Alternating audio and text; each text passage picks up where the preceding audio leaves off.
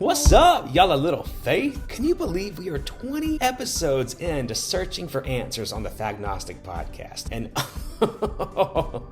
got a treat for y'all. My 20th guest is singer-songwriter Derek Webb. Y'all, I've been listening to his music for over 20 years, starting when I was a praise and worship leader at my Christian private school in Alabama. Derek is an incredible songwriter based in Nashville, Tennessee, writing music about the highs and lows of his experience with Christianity. He became a household name in every Christian home across the globe when he was a member of the hugely successful group Caedmon's Call. He left the group in '03 to start his solo career and has since become very vocal about his very public divorce from Christianity. We both are former Calvinists, and I can't tell you how cathartically unpredestined it is to sit down with Derek today and talk about how much American Christianity has harmed us and is harming the world. For me, Derek's voice was a catalyst to sing the divine 20 years ago, and it's a catalyst to sing the divine today. I hope this conversation inspires you the way that it did me to keep searching, keep loving, and as you'll hear in this episode, to keep checking your roots. Welcome, Derek.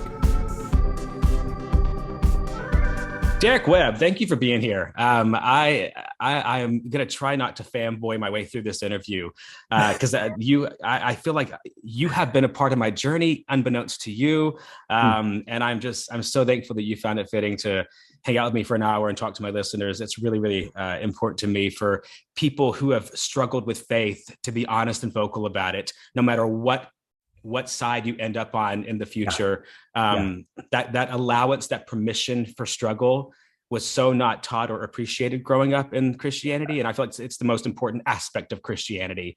So thank you for being willing to share all this with me. I'm so glad you're here. A pleasure. I'm so glad to talk to you. So first question we start every episode off with is, are you a believer? And I'm sure that most of your guests, you would prefer to give a yes or no answer to that question. Oh, no, I like nuance. Oh, okay. Well, my answer, as it hits me, is I think the weight of the word belief is heavy. And I think that I'm kind of in a post kind of, or at least a break from feeling comfortable with words like belief, because I think there's such a connotation and a weight. And I don't know if there's anything that I have found at this point in my life that I would put the weight of the word belief on. I think the way that I like to, because it brings conclusion bias with it. It just brings all kind of gremlins. And so I'm really liking the term or the idea of hypothesizing. So there are things that I have hypotheses about some things as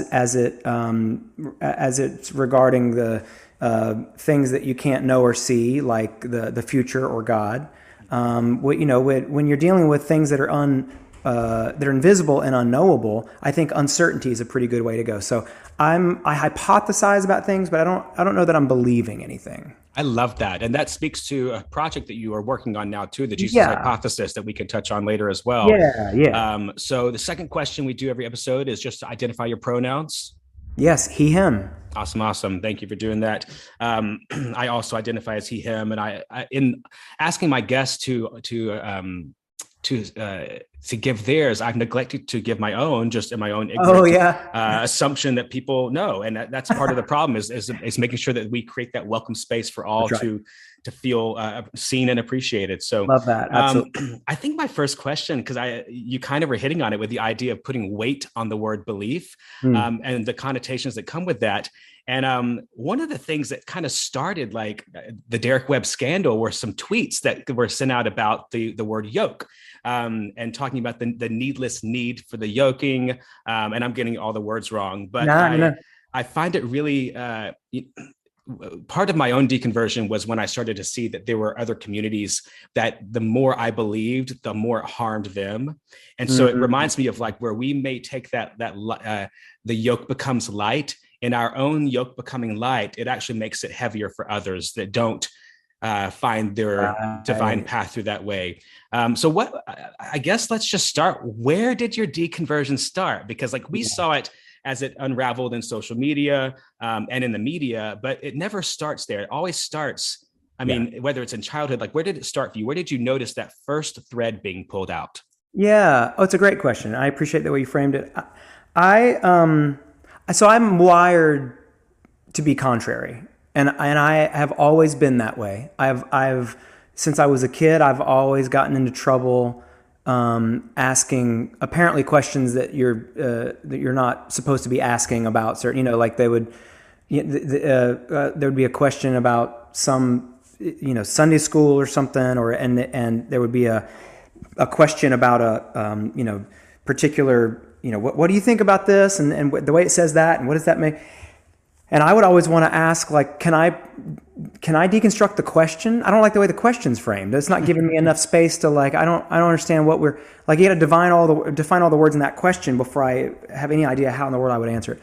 And so I think it probably made me seem like I was just trying to give people a hard time, but I've always been wired that way, and so I'm very comfortable with asking questions, and just questioning why we're even framing it in that particular way, and why is that the only way to look at it. And I do that very naturally. And so I think when it came to my spirituality, which I kind of, like most people who grew up in the South, which I did, I kind of just tripped and fell into it. I mean, it's just you're surrounded by it, and most people don't realize really until you have a moment of where if you can get some perspective and a break from it, which could be a deconstruction, deconversion kind of season or whatever, you don't realize how it's infiltrated every part of culture and all language and every clock and calendar. And money. You just don't realize how it's everywhere until it's not your presumed belief or perspective anymore. Yep. And so growing up in the South, I grew up going to church, and in churches. I was in a private school at my church through the 6th grade, and then went to public school.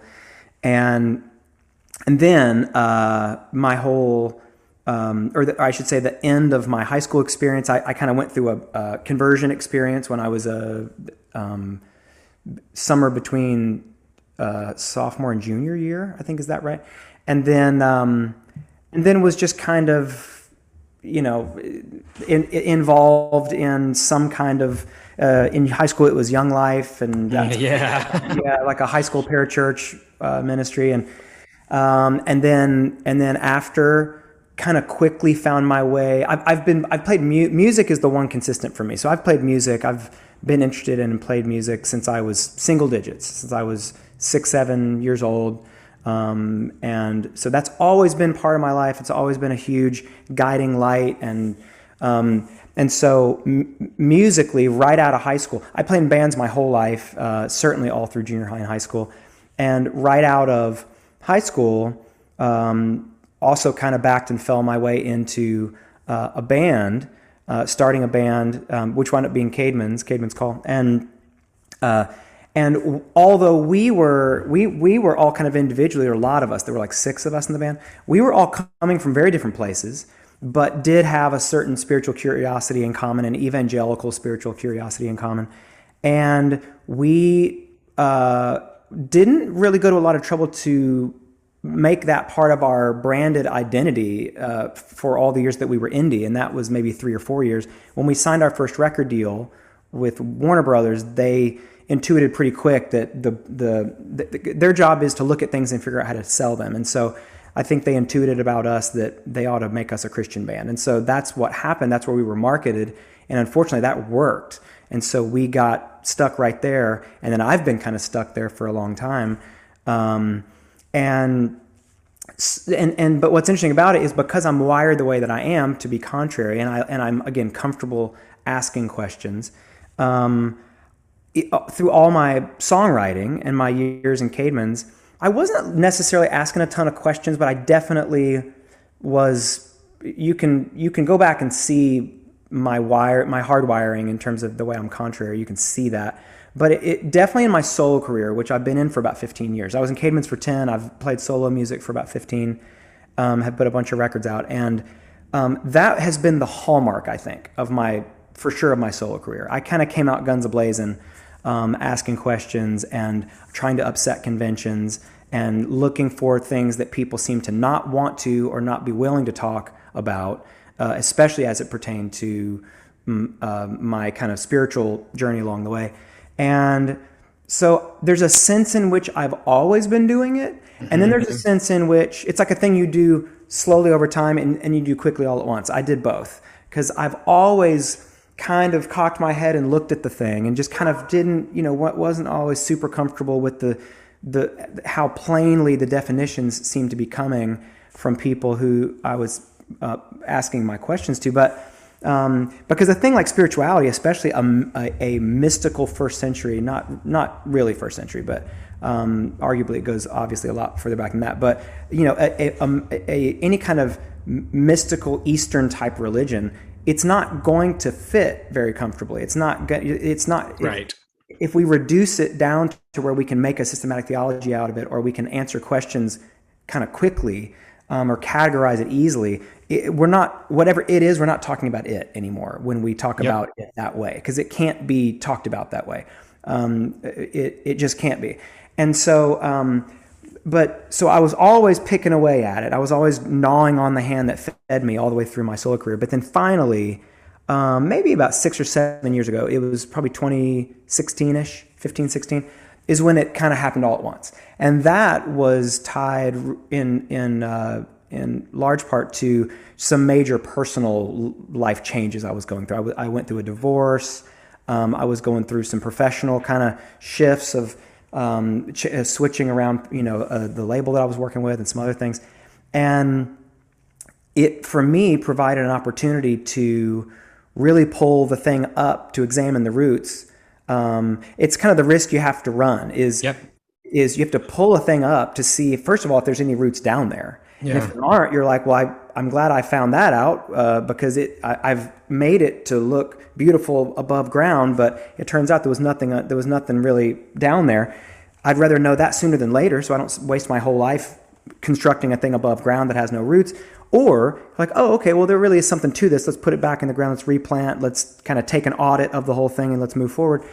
And I love that analogy. Yeah, that's how it feels to me. That's how it has felt. And I think it's a thing you need to do regularly. It's like, That's why I think about like the pulling up and the replanting. I also like the kind of the audit, because an audit is a thing you do regularly. It's not a thing you do once. You need to audit your language, audit your presumptions. You need to audit, if you are believing anything, audit your beliefs, audit all of it regularly, so that maybe rather than having to go through these exhaustive and exhausting deconstruction processes, maybe instead, my whole thing is what would be so much better is to just stop constructing.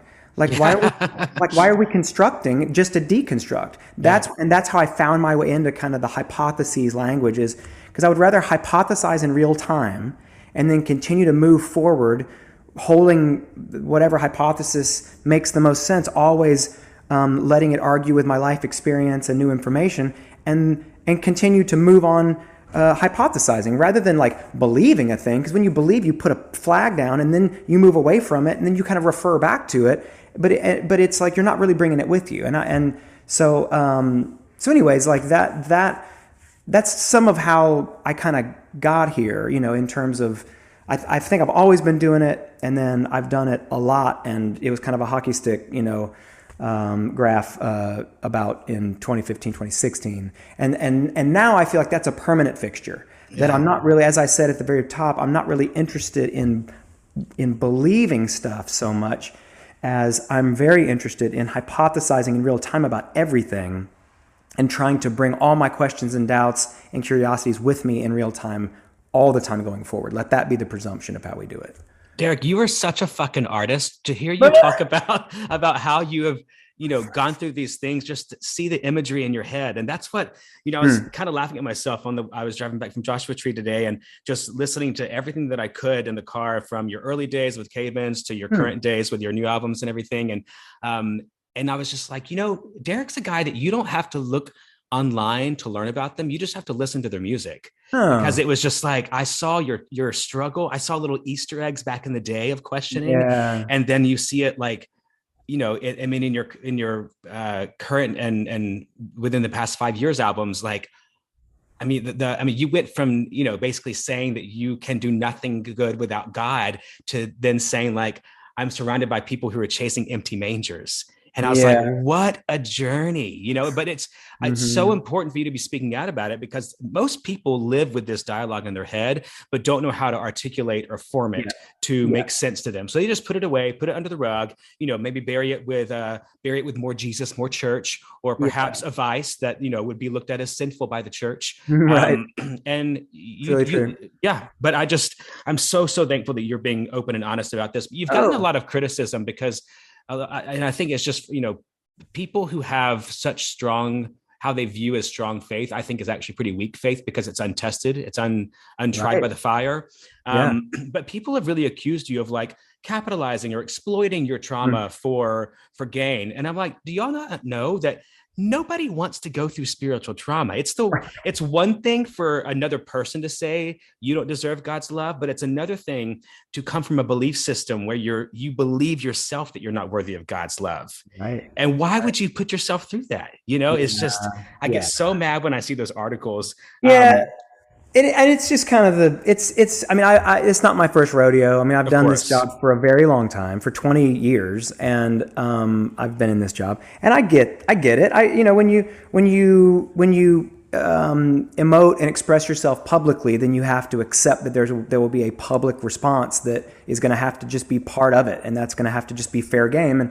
And that's okay. And you also, if you choose, can liberate yourself from caring about that, Yes. and realizing that is not a safe place to receive information about yourself, because none of those people really know you or anything about you. They're just talking about or reacting to what you've said, which is not all of who you are. And so it's not a great, I think too many people have too many sources of information about themselves, many of which are unsafe, and that's how they wind up getting tied all in knots, about their own identities or whatever. But I like what you said about language, and I do think that's really helpful. And I just know that I have really benefited from friends and writers and musicians, who have done that exact thing, who provided language for me to be able to understand myself better and talk about myself, and to be understood better, so I understand myself, and I can be understood by other people better when I have language. And we need language. We need fresh and updated language all the time. It's almost like the old and the new wineskins. It's like we need to find, and especially as we're changing and growing and progressing and coming into new information and evolving, and you can't continue to use the same words to describe the experience you're having when you're in the 5th, 10th, 20th year of that experience. You're going to have to come up with more than just new adjectives. You need new verbs and nouns. We need new language. And so I have definitely taken that part of my job really seriously, especially in the last 5 or 6 years, starting with a record like Fingers Crossed, which was my first kind of documentation of deconstruction. That I've called my tale of two divorces. I kind of did my horizontal and my vertical all at once on that record and talked about all of it. And then the record that followed was called Targets, which is also that was kind of my defiantly joyous record of like not just pulling things apart, but putting some things back together and bringing some things with me. Talking about all the things that God does not get in the divorce that you get to bring with you. And so especially on those records, I have just accepted a real responsibility of trying to help find and write and provide language, soundtrack for people who are going through complex and nuanced things and can't find music to go with them. And soundtrack is so important. It's so important for seasons of life. And so I take that part of my job really seriously. And I didn't used to. Back in Caedmon's, I think songwriting was a more selfish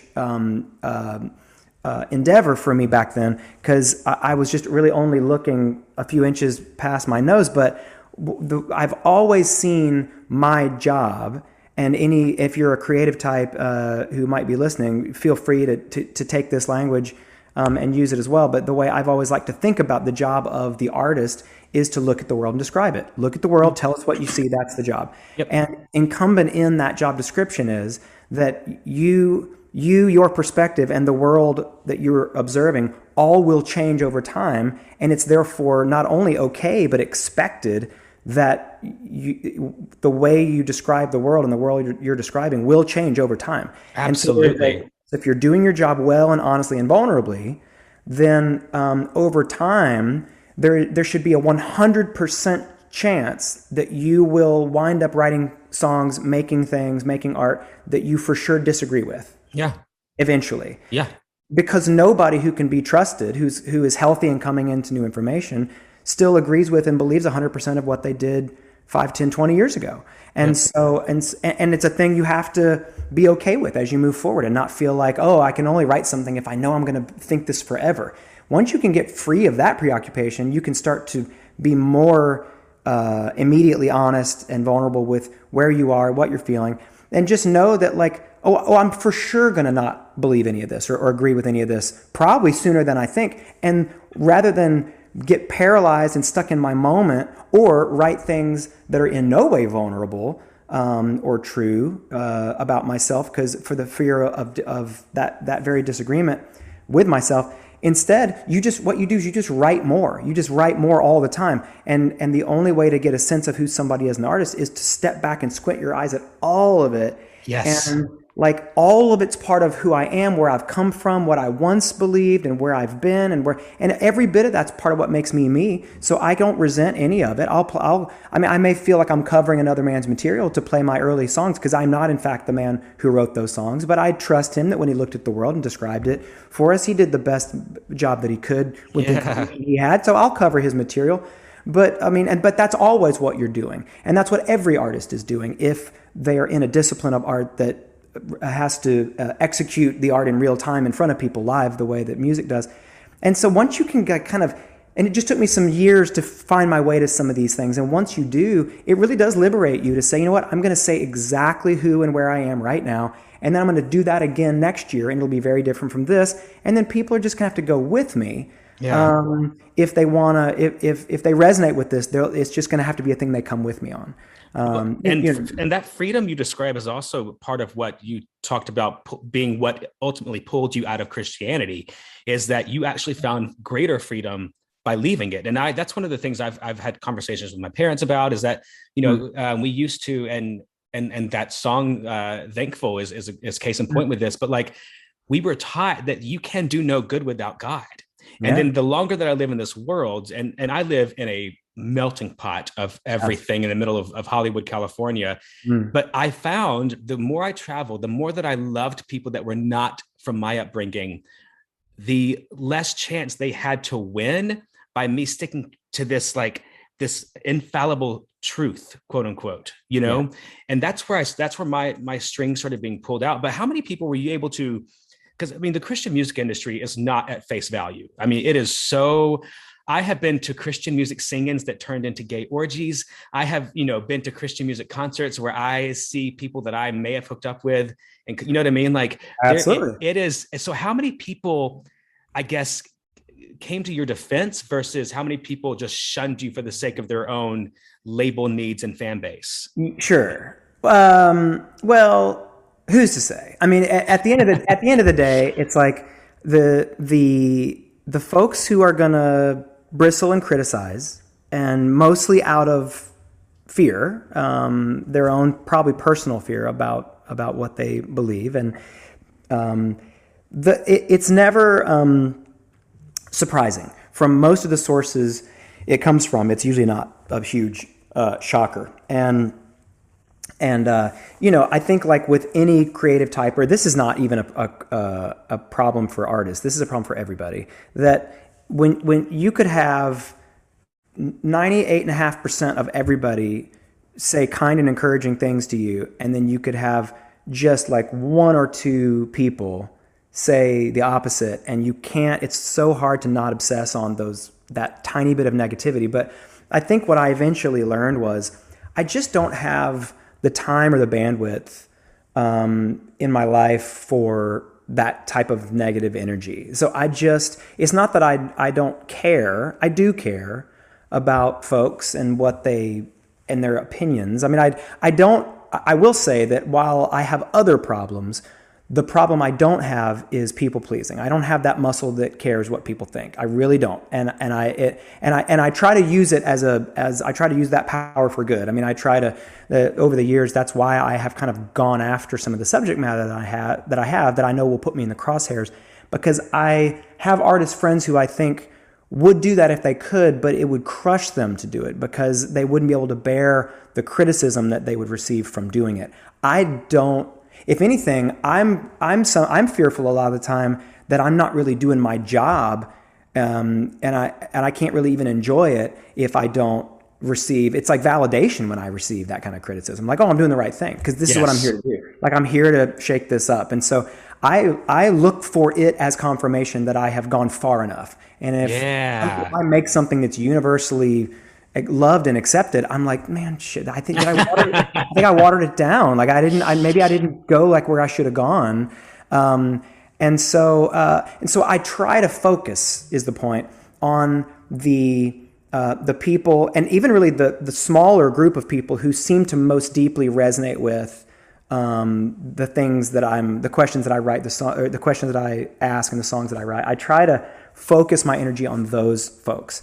And because that's really what matters. If anything, the music is just the tip of the spear that you would hope, you find people and you all connect with each other. And there's a reason why there are people who have been with me for a super long time. It's because we have resonance in our stories that maybe we're not aware of. And so we just deeply connect. We do. And so that's really what I'm like looking for. I mean, or that's what I pay attention to.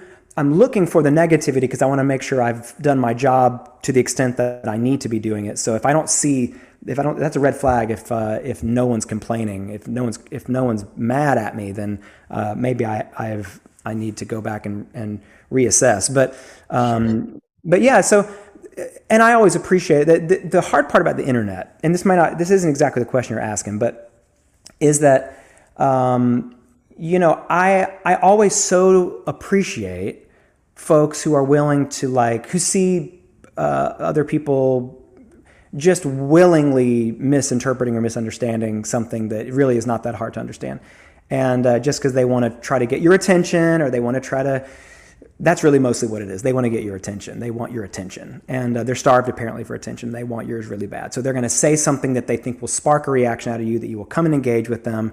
And no matter what you say either way, they're happy because they got what they wanted, which was your attention. And when I ignore some of these people or just let them say their thing, and I don't, comment one with the other, I have these dear, sweet people who will come and kind of jump in there and try to defend or explain or whatever. Sure. Sometimes with a tremendous amount of patience, sometimes not.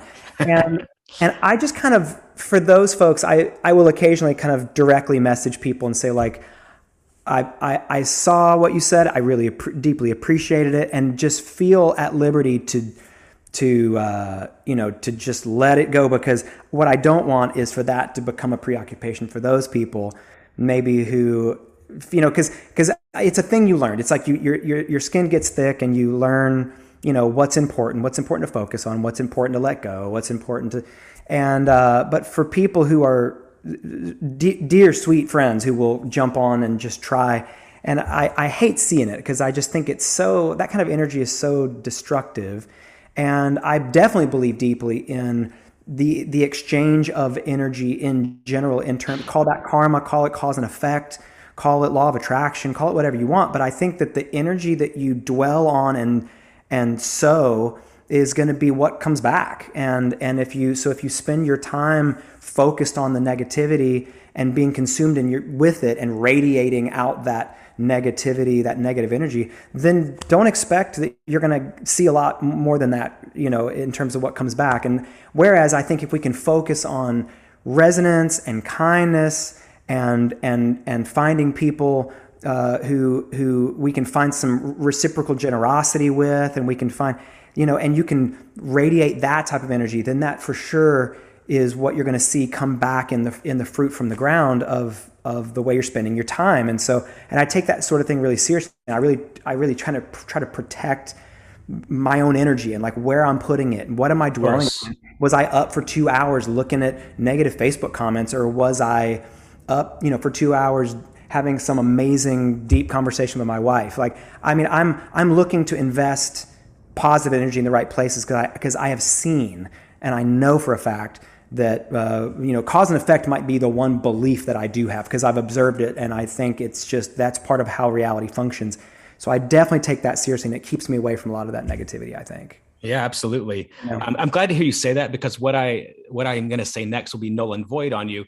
But one of the questions I was going to ask you, because as a gay guy growing up in the church, and when I started pulling away, deconstructing, whatever, Yeah. I had resentment towards anybody that I had quote unquote followed growing up. And I went to a small Christian school as well, and I was the leader of the praise band, Yep. and we have case, of course, sang your songs. And actually, Yeah. I think, I mean, I referenced it for the second time today, but I think Thankful is where I taught myself how to do that yodel, the kind of like the OG Derek Webb yodel back in the day. You know what I'm talking about? Just Sure. the little flick of the yeah. That's great, But dude. but it was, so today in the car, I was just thinking, like, how do I phrase that question? And as soon as I had this thought, the song Redeeming Guitar came on. And I Oh, know that wow. it wasn't necessarily what it was about, but to me, it was just saying, like, Huh. he's doing the work to repair whatever message he sent out earlier, Yeah. because he's still picking up the guitar. He's still telling his story. So I want to thank you. I cannot thank you enough Oh, for not letting your own spiritual warfare inside keep you from being vocal about it. I can't yeah. imagine how many lives you are now saving Oh, because of what of how vocal you are with this honesty. well, that's Um, very super kind of you to say. And honestly, it is one of the reasons why. I mean, you mentioned before, and it's come up a few times on social media, and I've only really addressed it a few times because I don't think it really needs a lot of addressing. It's such a minority of voices that I've heard it from, but I did think it was worth addressing the whole thing of like, aren't you just cashing in on and monopolizing, on your spiritual disbelief or whatever it is, however people frame it, and that's where I'm like, well, a few things. One is, again, all I can do is look at the world and describe it for you. That's how I make art. That's how it's done, in my opinion. And sometimes the me that looks at the world and the world that I see looks like a song like Thankful. Sometimes it looks like a song like Wedding Dress, but other times it looks like songs that are on some of the newer records, and it looks like the Fingers Crossed songs, and it looks like the songs I'm writing now for the new record, and it's like, so I don't manipulate that, nor could I possibly, because all I'm doing is just looking at the world and I'm telling you what I see, and but also, like, it's my job, it's what I do. yeah. I'm a professional artist, and I can't really help my source material. Sometimes I write love songs, and sometimes I write songs about wondering where in the world God went and things like that. And so it's not as though I could have planned it that way. But ultimately, to your point that you just made, and those kind of words that I appreciate, like it, I have been so vocal over so many years about where I was spiritually on one side, and I think it would just be. It just feels like reckoning is too hard a word, but it just feels like a balance for me to now be as upfront about how it all looks to me from here. And I think that I have to bring that balance. And it's interesting that those same people wouldn't criticize if I was making records about my strong evangelical faith. That Right. wouldn't be me monetizing my spiritual journey. Well, I was going to say, these things are coming from people who like attend tax-free churches in beautiful, like, maintained courtyard, environments, and Yeah. like probably live in Brentwood, Tennessee, and like, Yeah. fuck And off, come on. but yeah, but to that point, like, and probably love and support artists who are monetizing their spirituality, except in a way that they approve of.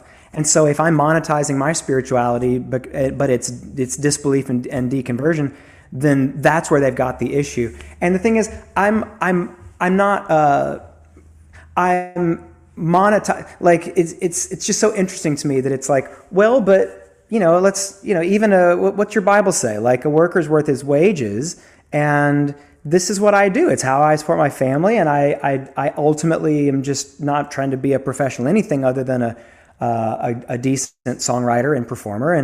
And if you like it, then I hope you'll listen to it and support it. And if you don't, then there's just so much other music out there for you. And I don't have any problem with somebody not being a fan of mine. I want you to be happy. Go find music that you like. I mean, Sure. and if you like mine, even just for a few years, fantastic. Come hang with me, and then it's okay with me. Like, I don't have any problem. Like, you need to be okay with not liking me anymore. Yeah. You need to be okay with it. And you don't have to announce it to me when it's over. You don't have to come on social media and let me know that you're leaving, although people absolutely love to announce their departures. And that's okay, you know. But yeah, it's just interesting. It's interesting. This whole thing is interesting, you know, doing this kind of work this way. Yeah. And it's fascinating how often people there's this idea that I said to myself, and it's been a helpful bit of language for me, and it's a hypothesis that I test. But a few years ago, really probably after I put out the Fingers Crossed record, and most of it, and it was so interesting to me that the feedback that I was getting about it, which was a record about deconversion and disbelief and divorce and a lot of hard stuff, and it was so fascinating to me, the responses that I was getting, and I felt like, wow. Do these people realize that the hypothesis I came up with was that maybe there's no such thing as objective criticism. There is only unintentional confession. And because what I found is that it was remarkable to me that maybe everything is a Rorschach. Everything. There's no fixed meaning in anything. I might make a thing and say, here's what it means, but when you see it, whatever you're looking at, your response to it is telling me precisely how you see the world. And so you are unintentionally confessing so much to me with where your outrage is, where your praise is, and people don't realize they're doing it. And I was like, man, I've got this one. It's like I'm on the other side of a two-way mirror, and I'm like this one-man audience to everyone's confession about everything that specifically, surgically bothers them, and where their idols are, and where they're. I mean, it's like you can't believe, and I'm sure you've experienced this too. Whenever people are kind of come at you with criticism, it's fascinating the particular things they choose to criticize and the way that they do it, and how much it tells you about so much more about them than it tells you about you or anything you've made. So that has been a fascinating process over the years, is the perspective that I feel like I wind up getting into the lives of these people who, almost all of whom I don't know, and they don't realize people do not realize what they are unintentionally confessing in their outrage, and the specific way that they word it and way that they do it. It's crazy. But it also kind of lets you get free of a preoccupation with, well, what do people think about what I made? No one's telling me what they think about what I made. They're telling me how they feel about themselves in their own lives. Their response is always about them. And I think, and I'm not even, that's not even a criticism. I'm saying, I think that's appropriate. When I hear, a new song by an artist that I really like, and if I don't like it and I criticize it, listen carefully to the language that I use, and you will hear everything about the way I see the world. And it will have probably nothing to do with that song and that artist. And so I'm saying I do it too. Everybody does it. I think maybe this is just a fact of reality. It's certainly something I'm testing, and so far it proves pretty true. So yeah. Well, and as you've stated, you're very open to proving yourself wrong or right in the future. Absolutely, that's right. You have to be, yeah. And you've already really hit on this, but that idea of the two divorces back when Fingers Crossed was released. Yeah. And as someone, I am adamantly and actively trying to date and find people to date. And in my own deconstruction, I'm really, as a gay man, I have found it difficult to look for people that have differing belief systems. Yeah. So what was it like in going through a relationship breakdown as well as a religious breakdown, and how it guided you to remarrying in the midst of spiritual chaos in your head? I'm just fascinated by that chapter of your life. Yeah. Oh, I appreciate you asking, because I don't want to say, if I'm going to say the word divorce a bunch, I want to say the word marriage a bunch too. And that's not that that's for everybody, but for me, I always want to make sure that I most intensely punctuate the positive part of it, and that is that for a little more than 2 years I've been remarried, and it is like I think the thing that I brought with me out of that rough season of all the divorcing that I was doing in every direction, I think was the idea of not making, as it pertains specifically to relationships, which is what you're asking, to always be careful not to make permanent decisions based on impermanent circumstances. And so say that again for the people in the back. Yeah. So to be careful to not make permanent decisions based on impermanent circumstances. And what I realized was, after 30 years of evangelical Christian belief, and then maybe 4 or 5 years of total deconstruction and disbelief and reconstruction of something, what I realized, and my wife has a similar story. She went through seasons of believing and not believing, and believing a new thing and disbelieving that thing. And, it's, what I'm saying is that our opinions as people about the invisible, unknowable parts of reality, invisible like God, unknowable like the future. I'm not trying to be provocative. I'm just saying, in fact, God is invisible. In fact, the future is unknowable. So when it comes to our opinions about those things, we have to be okay with the idea that, and expect that those opinions will in fact change over time, even if it might be micro and not macro, but they will change. They'll evolve. They'll get more nuanced. And so, what my wife and I decided, and luckily we had decided before we met and we brought into our relationship and eventual marriage, was that we just knew that we wanted to be together. What we knew is that we wanted to go through those processes together, because we process things really well together, and I wanted her with me during all my who knows what all kinds of ups and downs and random rabbit holes I'll go down in my opinions about spirituality. I just knew I wanted her with me because I'm just better. She makes me better. She makes me think better, more clearly, more thoroughly, and I do that for her. And so we were both like, listen, like we could, she's, for 6 years, has been in a pretty big Christian worship band. And so it's like, and that was certainly where she was when we met, although she as a human individual woman is obviously much more nuanced than the lyrics of any 3.5 minute worship song. And so when we met, we knew we weren't exactly in the same spots. We knew that there were some things that we held, both of us, with a lot of uncertainty, which means our hands were very open with those things, and we knew that we would never really know for sure, so that made it easier, so that there was not a lot of certainty coming in, because that's where things get tough, and people start putting their flags down and defending their castles, and that's when you start to fight and divide over some of that stuff. There was nothing I was willing, again, nothing I was putting the weight of the word belief on that I was willing to divide over. But certainly things I'm preoccupied with and that I care a lot about, I'd like to talk about. And we just say, you know what? Like this year, I might be the agnostic and you might be the evangelical, but by this time next year, we could have switched places. Yeah. And because you just never know. You never know. And so we just knew we wanted to be together and go through it together. That's it. And so that, I think, was the big thing that, and we can go through anything now. I mean, when that's your presumption versus, this is a three-way marriage between me and you and Jesus, and if one of us leaves, then, the rest of us are screwed. Like, that's not, I think, when I was younger and maybe when she was younger and she'd been married before and so had I think that, you start to deconstruct and you start to question, and it literally starts to shake all the foundations of everything that it's infused into, which I think is kind of a terrible way to view the world. I mean, it doesn't leave you the real estate to stand anywhere and safely doubt. And I think you must have that because it's just inevitable. It's just inevitable that it's going to happen. And so either you have to forcibly stunt your growth, either in your personal spirituality and your relationship with your partner, or you run the risk of losing the whole thing around any corner. And so I think that's a thing that we brought into our relationship and eventual marriage that I think has really made a lot of difference. Yeah, that's fascinating. Thank you for sharing that. Yeah.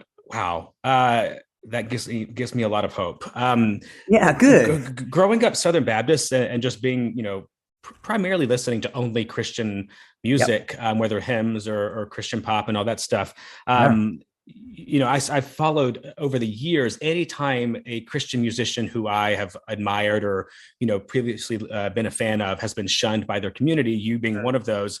And the way that I actually kind of started tracking you again was seeing you and Josh Harris on social media Yeah. kind of go to bat for each other, because he also has gone through a similar experience. And but I look at like people. I mean, Jennifer Knapp was shunned. One of my dearest pals. And I still like her story. I just adore her, and her, Right. what a fierce musician. Yes. And then I don't know what's the guy's name from Avalon, who was basically asked to leave for being gay. And just is there like a secret like club of former Christian songwriters, musicians who are like, y'all, like we're the outcasts now, like, do y'all have like a I don't know, like a dark Twitter or like something where you like catch up on? That's such a great question. I would like to think there is. Here's what's interesting is I think that what happens is, well, let me back up in non sequitur with one thing that will make sense when I'm done, is that I am a firm, oh my God, I was about to say firm believer. I almost heard it. And actually, this might be a thing I would test a word like belief on, because it has been so consistently true for me in my life. And that is that you learn everything from failure. Failure is the most important thing you're doing all the time. And so many people contort their bodies emotionally and physically and relationally to avoid professionally, to avoid failure, when really that's the best stuff. That's where you learn everything. Every good thing comes from failure. Success, you expect it. You heap more expectation of it on yourself when you get it. You don't learn hardly anything from success, hardly ever.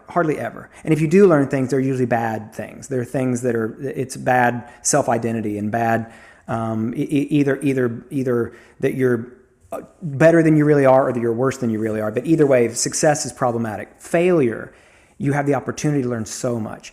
And I have learned so much from the failures that I have experienced, that I architected, God knows. And as a result, so much of the health and stability and that I have in my life at this point is directly linked to major failure.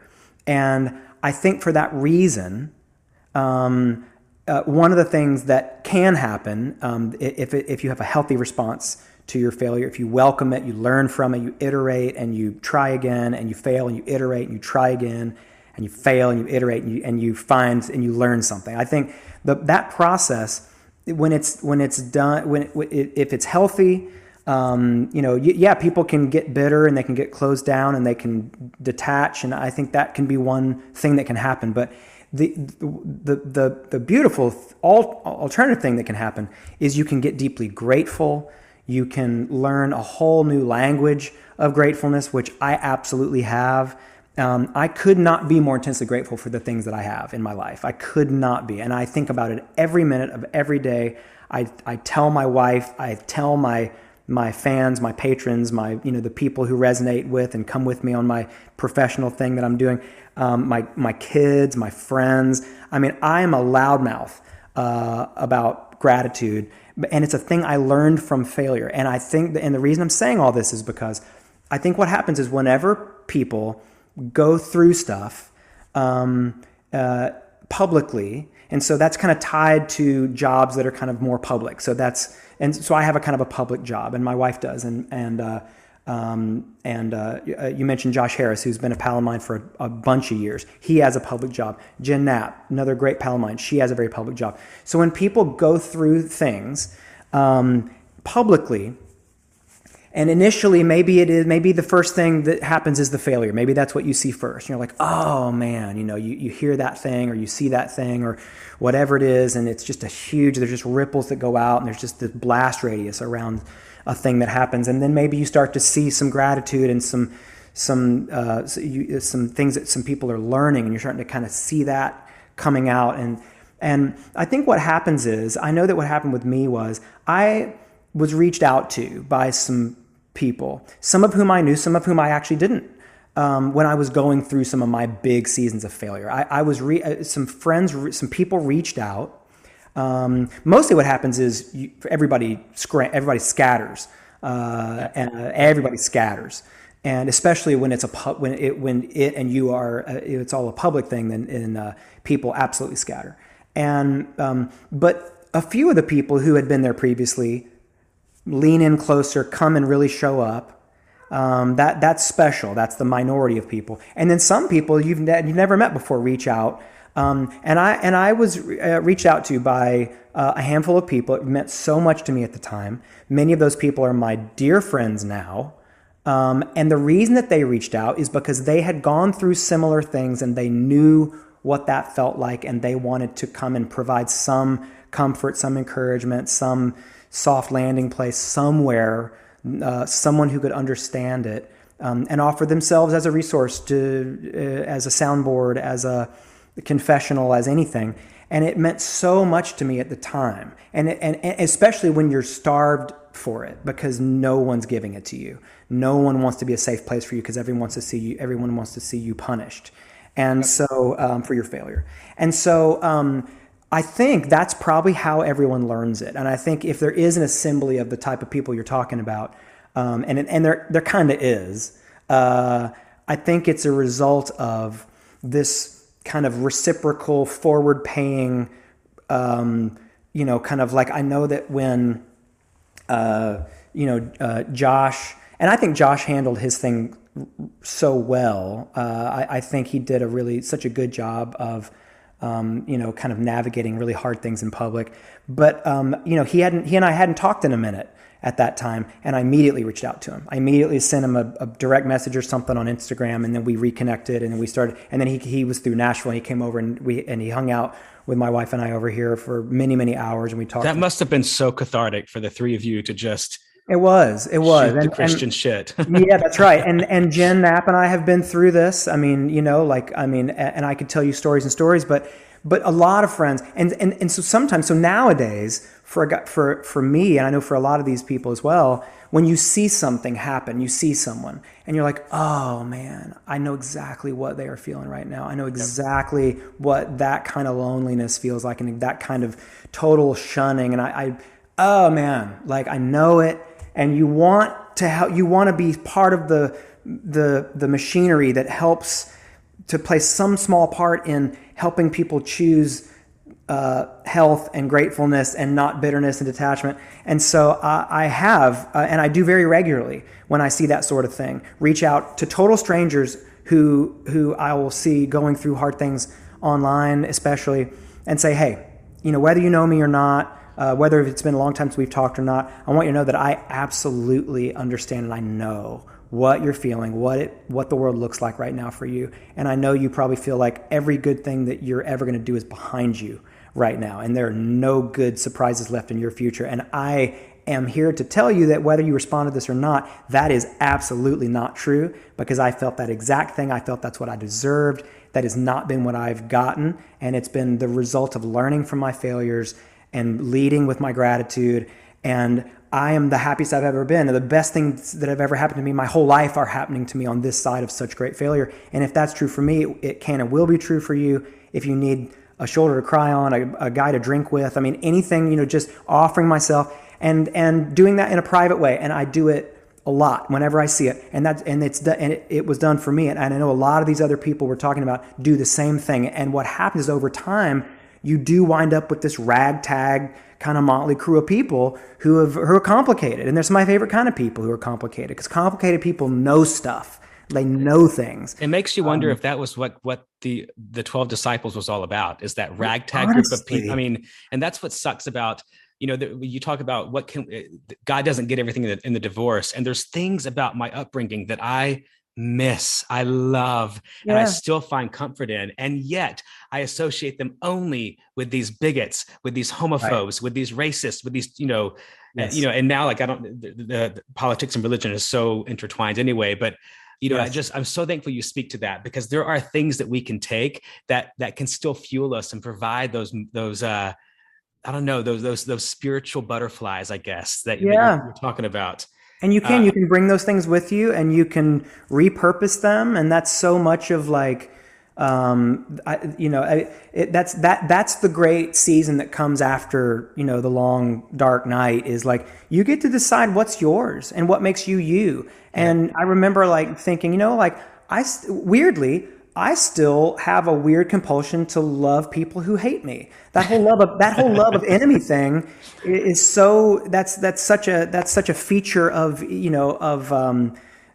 Jesus following and evangelical Christianity, loving of enemies, and there's so much of that. It's so good. But I was like, and for a minute there, while I was kind of building my parachute in free fall for a while, I was like, weirdly, that's still an instinct for me, and I have no moral objective reason to do it, but I still think that's healthy and best, and I'm gonna continue doing that till I can come up with a reason. But I'm just gonna say that's my thing now, and I still really deeply care about the poor and wanting to be part of solutions for people who are less fortunate, and anchor that and weave it all into the work that I do and things like that. So it's like, I think that's important to do that. I think you have to do that, So I'm glad to hear that you have identified and done that, and are in some process of doing it. I think you must, Yeah.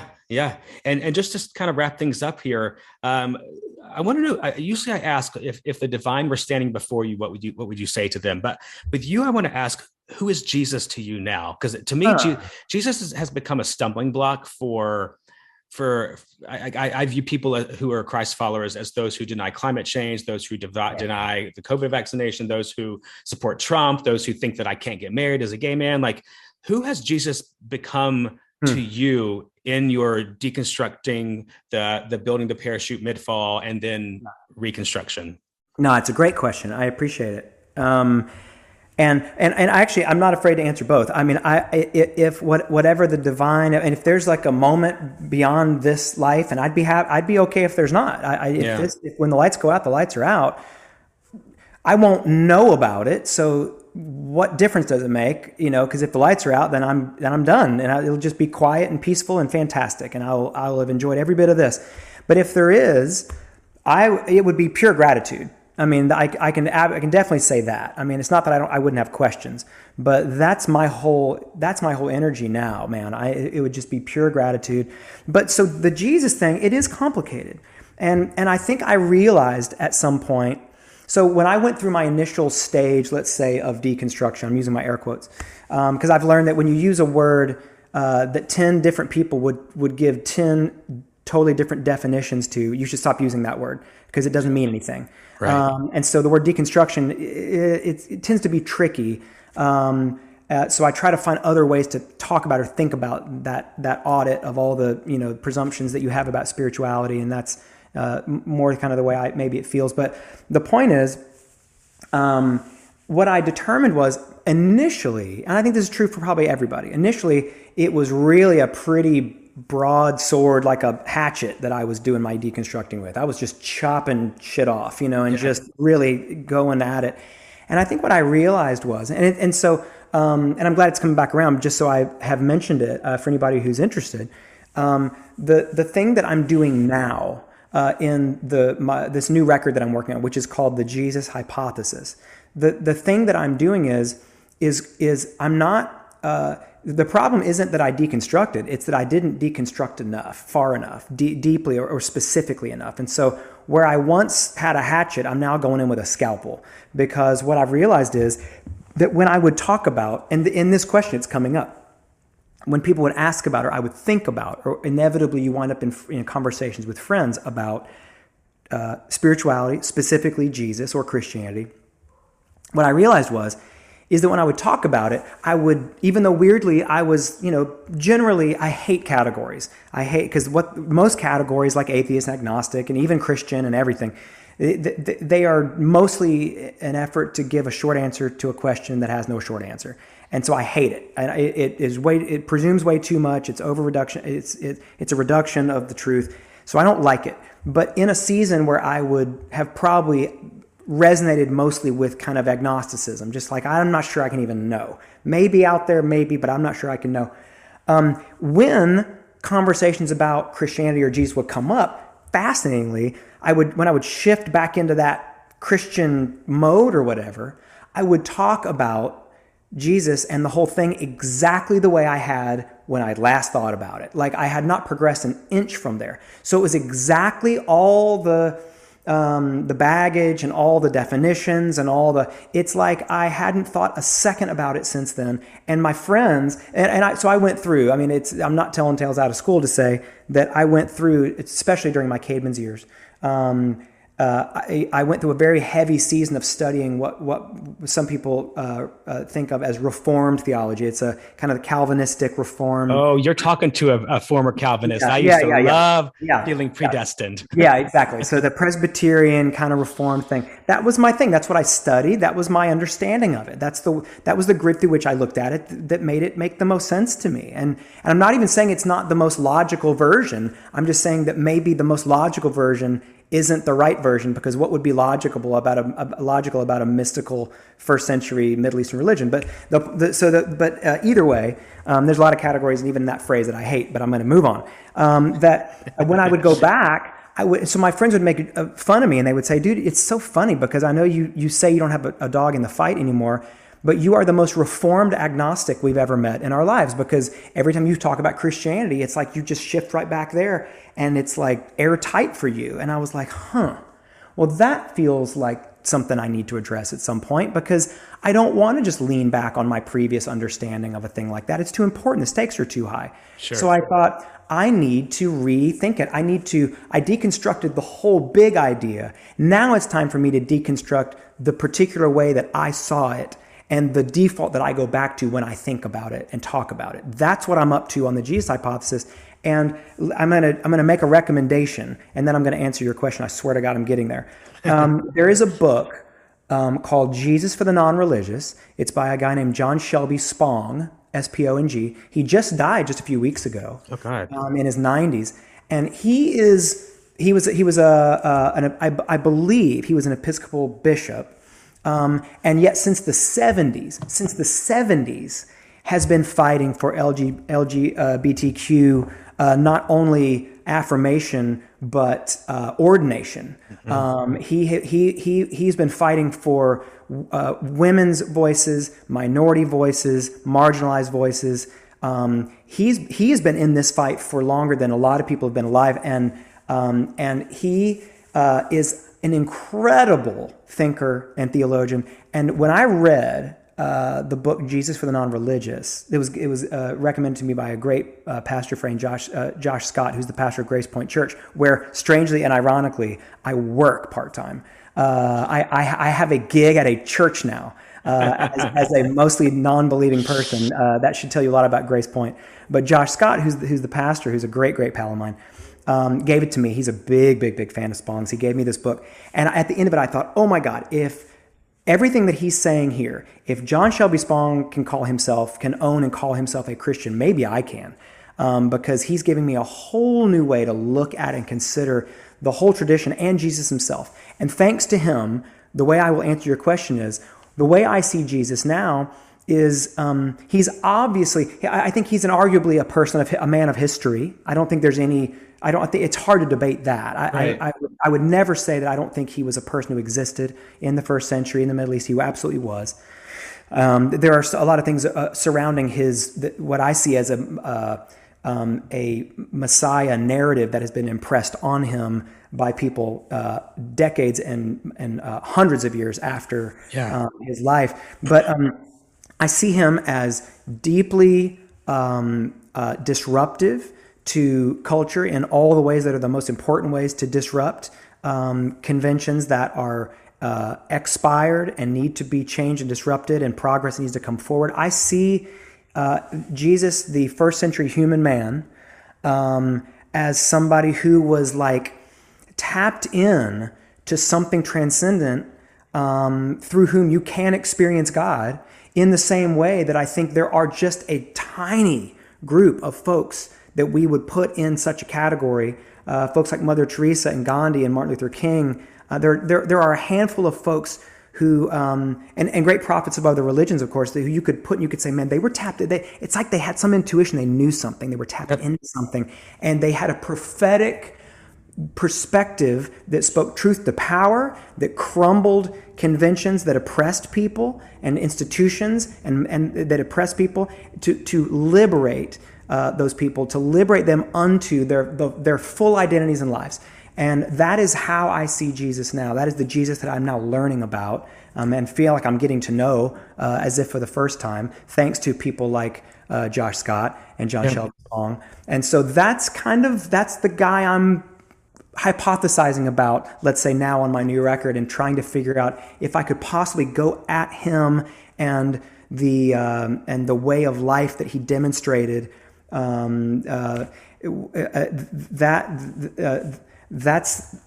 the person who I'm trying to get an objective view of and try to get free of all of the weight and bullshit that I would put on him and all of that. I'm trying to get all that out of the way and just look at it fresh and say, what's here? Is it anything worth believing? Is it anything meaningful? Anything that's life-changing? Anything that's good and healthy and positive for the world in 2021? If so, let's grab that. Let's run with that. And so that's kind of where I'm at. That's where I'm going, with it. I found a book recently called Resurrecting Jesus by Adyashanti. Do you know that book? Oh, I don't, but I'll go right. It's embodying the spirit of a revolutionary mystic. And so it looks at Jesus from a very secular standpoint. Yep. And I love how you just described that. If this guy can be a Christian, then maybe I can too. Because I've been thinking, like, is there room in the world for another Christian-based religion? Because to me, it's that word that's triggering for me, Christianity or Christian or Christ follower. And so I think, because I'm also the mindset, like, I want to reclaim the American flag from the people that are flying it, on January 6th and make it more about what it stands for, which is, equitable equality for all. That's and right. I wonder, can we take back the Bible? Can we take back the cross from these people that have misconstrued it to be a weapon? And I don't know the answer to that, but I'm thankful for greater minds than mine to help me navigate those waters, as I can tell you are too. I think we can, if we wish to. Yeah. I think that in movements like that, you often find things that are worth picking up and running with and repurposing. And there are some things and some terms and some language that actually needs to die in order to move forward. Isn't that the very concept of Christianity? To die as one, to raise as another. I think so, and there's actually a song that's going to be on the new record that I think has been a good thesis statement for me, and it's actually a phrase I started using years ago, back when I would have claimed evangelical faith, but it's just as helpful today, and that is that some gods deserve atheists, some do, and sometimes you have to kill a not real God in order to find a real one if there's one to be found. And so I think it's like, again, that's like back to that perennial audit that I think we must be doing with our language and our presumptions about reality, invisible, unknowable things. It's like some gods deserve atheists. And sometimes that's the absolute best thing and only thing that you can do to move forward. You know what I'm saying?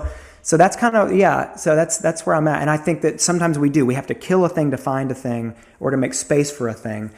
Sometimes we want to bring things with us. And I think guys like Spong, folks like Josh Scott here in town, people like you doing this. I mean, I think if it's going to happen, this is how it happens. Yeah, I agree. I appreciate you recognizing that.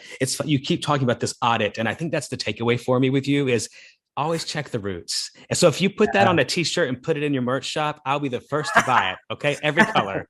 and I'll cut you into every sale. Great. Derek, man, DerekWebb.com is where you guys can find him. DerekWebb.com.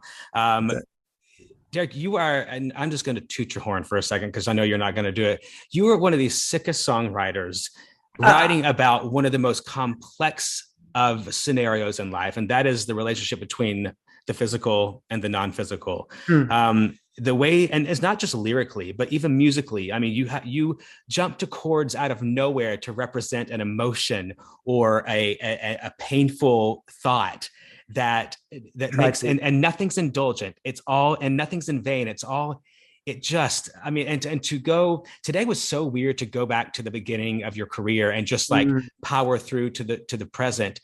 And it is just, I mean, I think I told you a bit ago, you don't have to research, you just listen to your work and you know who you are, what you're about, and how you see the world. I'm so thankful you made time for this. It truly means the world to me and my listeners, I know as well. Oh, it's a pleasure. It's been so great to speak to you. And we'll have to do this again. Maybe after the new record comes out and you get a chance to listen to it. Maybe we should discuss that. So let's talk again soon. Yep. And I'm in Nashville every once in a while as well. So next time I'm there, I'm going to buy you a beer. Please, let's do that. Yep. Oh, that'd be fantastic. Maybe you'll get, you could record we could field record an episode away from. Oh, yes. We'll just sit on the table and just drink. Yes. Until we run out of tape or whatever. Yes. Only if you let me sing some harmonies to your songs. Absolutely, 100%. That's great. Absolutely what's going to happen. I love it. Great. Derek, thank you again. We'll talk soon. And God Pleasure. Bless you on this journey, okay? You as well. Okay. Thanks again. And all the people said, gay men. Thank you all for listening to another episode of the Fagnostic Podcast hosted by me, Matt Hayes. You can find me at matthayes.com, that's MATHAYES.com, or on Just the Millennial socials at Hayes on It, HAYES on It. Please go subscribe, review, and share this podcast. And in the meantime, peace be with all y'all. Hi, Michael Spicer here. Matt Hayes forgot to put my name in the credits of his podcast as the composer, but I'm here to tell you that I wrote the music for his podcast. Whatever it's called, I don't know.